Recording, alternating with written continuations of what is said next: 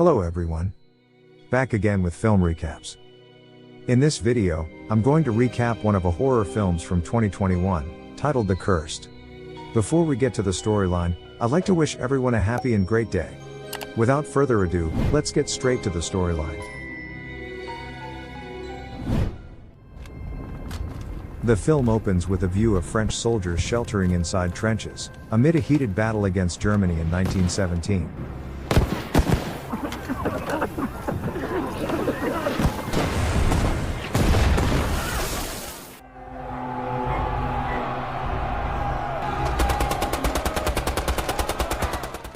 As they make a run across no man's land, many of the soldiers fall, including one particular soldier who afterwards gets rushed to the medical tent, because he has 3 bullet holes in his abdomen. Okay, we have 3. Hold him down. A doctor manages to remove all of them successfully. But upon removing the 3rd bullet, he realizes something strange. There is a 4th bullet inside the man. The doctor promptly pulls it out. It's not a German bullet. And the doctor is right, it is not a German bullet, but rather a silver one. We move to the next scene where a woman named Charlotte arrives at a mansion, and inquires about someone's condition with one of the maids. As she enters the mansion, she looks at a family picture featuring a man and 2 children, and we get taken to flashback of events that took place 35 years ago. Charlotte was still a child at the time, growing up with her little brother Edward, and their wealthy landlord parents, Seamus and Isabelle Laurent. Not far from their mansion, a group of gypsy settlers reside.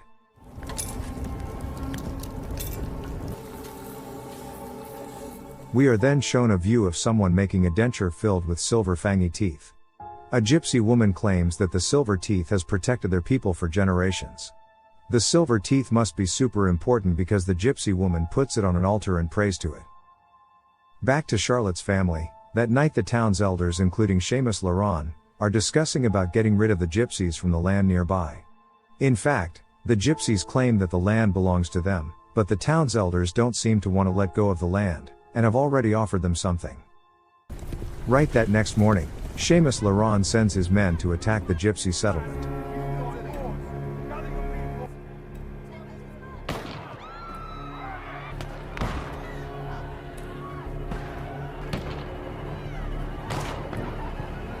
The men burn it to the ground.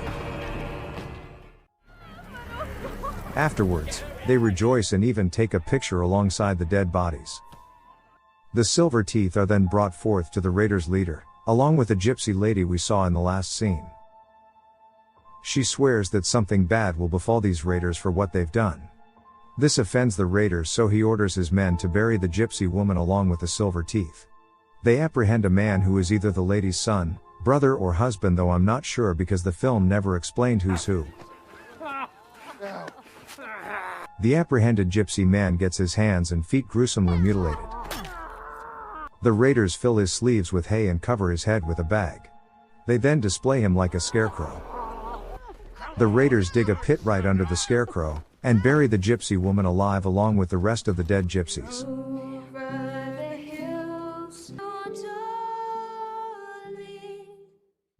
The night after the gypsy massacre, little Charlotte has a nightmare about the place.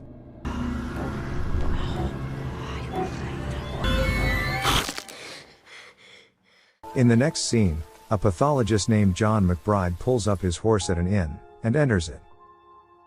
Upon checking into a room, he asks are there reports of gypsies in the area. But the receptionist who actually knows about it refuses to answer. When McBride moves to sit down for supper at the inn, a police lieutenant Alfred Moliere comes up to him, and takes note about how McBride was asking about gypsies in the area. Lieutenant Moliere tells McBride that the town really could use McBride's help as a pathologist. We then move to the next scene, where Charlotte's brother, Edward, treads through the woods, and finds the gypsy scarecrow. He gets a strange urge that prompts him to scour the ground, where he finds the silver teeth. And then he sees the gypsy woman in the distance.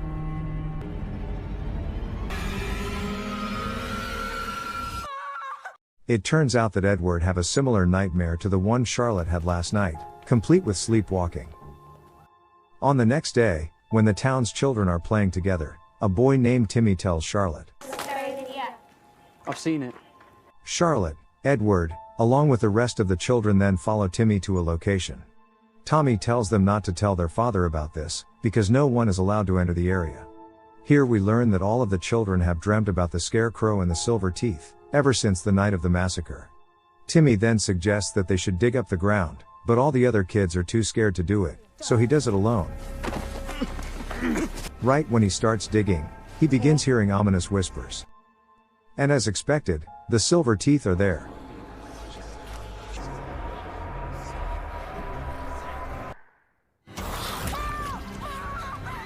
It seems that now Timmy is possessed to use the teeth. He then attacks Edward, who immediately tells everyone to run for their lives. Charlotte returns home in a panicked state, followed by two servants carrying a sick-looking Edward. A doctor is immediately summoned to examine Edward inside a dark bedroom. According to the mother, sunlight seems to hurt Edward now. The doctor makes nothing of it, and later simply concludes that Edward suffers from an infection, caused by a wild animal bite wound, and after taking some medication he should be fine. Thank you, doctor. That night, Charlotte has yet another dream about the scarecrow field along with flashes of Edward getting attacked, but this time it is even scarier.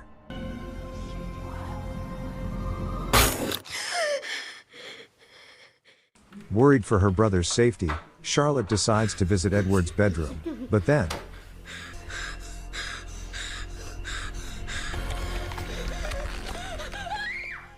her scream wakes up her father Seamus Laurent, who immediately goes to check on Edward, but unfortunately Edward is now gone. Seamus Laurent sets up a search party, and they sweep through the woods, but they return from the search empty-handed. Back in town, the police lieutenant knocks on John McBride's door, and tells him about how a boy, aka Edward, is reported missing and that they could use McBride's help.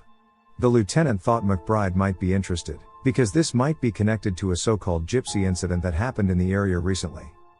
Meanwhile, Charlotte decides to visit the chapel to pray, right when she sees Timmy there.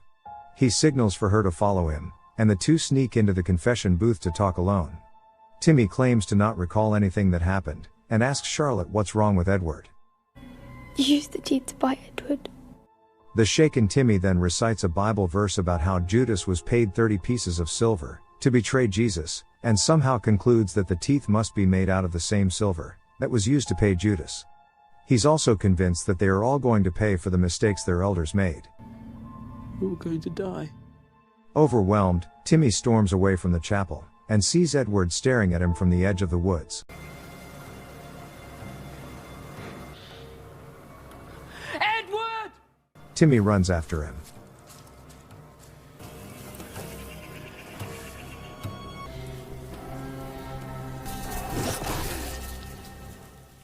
It appears that Edward has mangled his hand.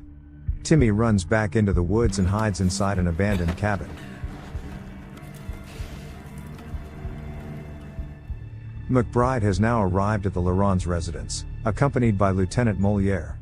Seamus leads the men to the woods to examine a heavily mangled dead body, who is none other than Timmy. McBride the pathologist promptly gets to work, and examines the dead body. He deduces that the boy was killed by a wild animal, specifically a wolf. Sadly, according to Lieutenant Moliere, there is nothing much the police can do but file a report, because the country is currently in the middle of a cholera pandemic, and many towns are shutting their gates. Regardless, McBride wants to stay around and investigate further. He later interviews Seamus Laurent, who catches him up on everything that has happened so far. He then decides to look around the house, and upon seeing a mark on the door, we need to board all the windows on the ground floor shut. Later that night, McBride dreams about the gypsy scarecrow. He digs the ground and finds the silver teeth. Not only that, he sees the gypsy woman, and then his wife and child.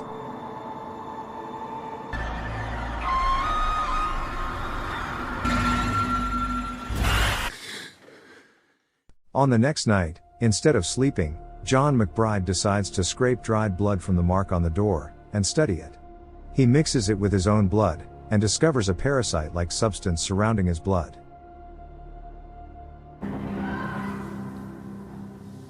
Upon hearing the strange sound, McBride goes to investigate.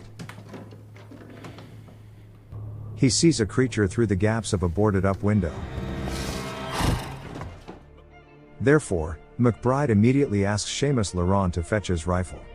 Realizing how dire the situation is, Seamus decides to summon the town's elders to his residence. The elders are then informed of a possible wolf roaming around town, and they begin talking about a beast in the town of Gévaudan that was so dangerous, that they had to summon the army to take it down. They suspect that a similar situation could be happening here, but the army would not be deployed unless the situation is confirmed. For the time being, all they can do is stay home, and board their windows shut. On the next day, 3 townsfolk decide to step out, and work in the fields despite everything that's been going on. Hearing the strange sound, one of them attempts to investigate its source. After one of them left, it turns out that the other guy has been attacked by a strange creature. Jacob?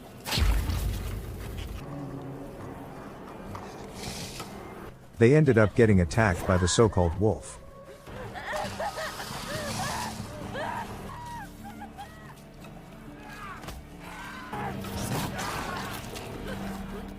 The woman named Anne-Marie manages to slip away, and makes it back into town.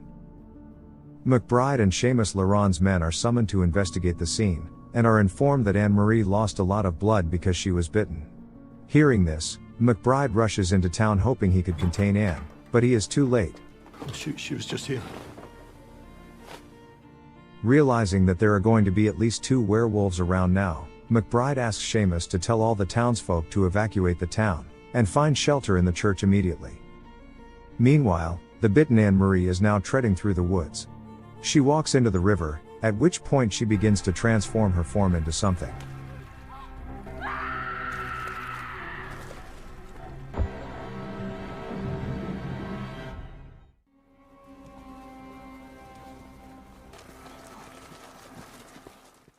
After all the townsfolk are evacuated, McBride returns to the Laurent residence and has a conversation with Isabelle Laurent. He tells her about how his wife and daughter was killed by a cursed wolf in Gévaudan. Afterwards, a group of gypsy travelers came to Gévaudan, and claimed that the curse had run its course, and it must now be contained in gypsy silver. McBride tried to track these gypsies but lost them somewhere along the way. Isabelle tries telling him about the gypsy massacre that her husband did, but they get interrupted. And the elders. That's enough! On the next day, McBride decides to take his investigation to the next level. He goes into the woods just as he saw in his dream, and lays traps for the wolves.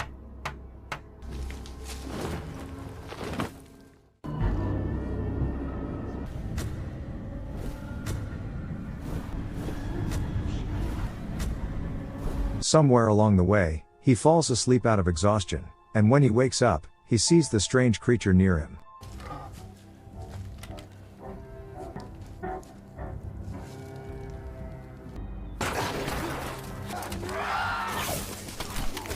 Luckily, he manages to defeat the creature. McBride then takes the wolf back into the Laurent residence, and lays it on a table. He begins dissecting its flesh, and the elders stare in bewilderment at the sight of something moving underneath. As McBride unravels it, one of the elders recognizes the figure inside as Anne-Marie, but McBride insists that she is no longer alive, and that there is nothing they can do to help her now. McBride then explains that everyone who gets bitten will turn until the curse has had its fill. McBride begins asking who is the woman buried in the field, but Seamus remains to be in denial and refuses to answer. He promises to hunt the beast and end whatever this is alone. Determined to find the answer, McBride goes to Isabelle Laurent, and asks the same question. Unlike her husband, Isabelle is helpful. She decides to tell McBride about the massacre. He then comes up to Charlotte, who finally opens up now, and shows him where the silver teeth are.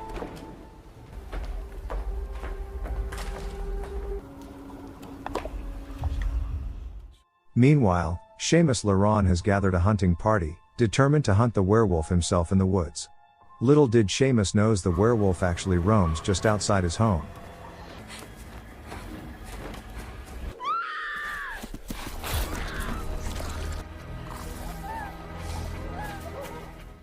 The maid gets bitten but survives. We all can guess where this would lead. On the other side of town, John McBride is at the blacksmith, melting the silver teeth down to silver bullets. That night, Seamus returns from his search empty-handed, and unaware of the bitten maid in his home. McBride has also returned home, and Seamus, who is arrogant and self-assured, tells him that he must leave tomorrow, because the situation is under control now. They get into an argument, with the greedy Seamus Laurent refusing to admit that he was wrong for killing the gypsies. Regardless of what Seamus thinks, McBride doesn't care. I'm staying here till the army arrives. Later that night, Isabelle Laurent tucks in her daughter Charlotte into bed. At the same time, the bitten maid is only getting sicker and sicker. Seamus hears noises coming from the vent. Now alert, Seamus arms himself with a hunting rifle, and patrols around the house. He visits the maid's room, and is confused to find that she isn't in bed. It seems that the maid is already transformed into the werewolf, and begins attacking Seamus.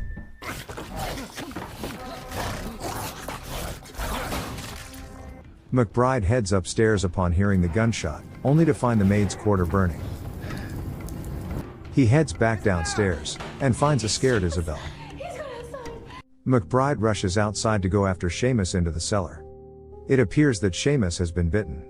Not wanting to turn, he decides to set himself on fire. Back inside the house, Isabelle and Charlotte are trying to escape the burning house. They manage to escape unscathed while the mansion burns behind them. They then enter the woods and begin heading toward the church.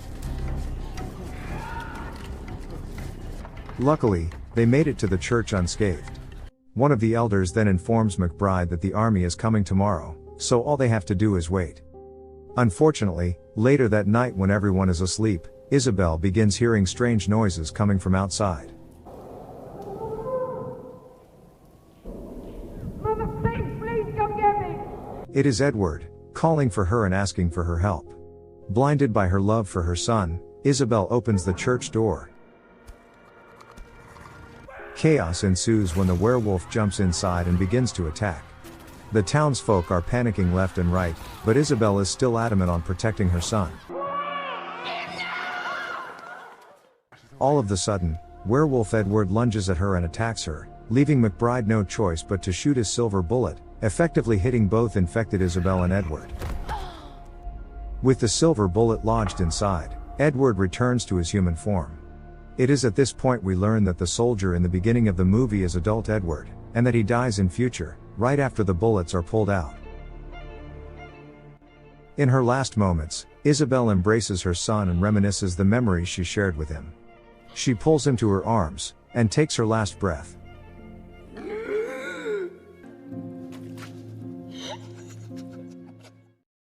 In the next scene, McBride walks up to a morose Edward, and tells him that from now on he and Charlotte would live with him. We are then taken back to the future, where it turns out adult Charlotte is visiting an old McBride. And this is where the movie ends. Okay guys. That's all the recap for The Curse 2021. Thanks for watching. See you again in the next video.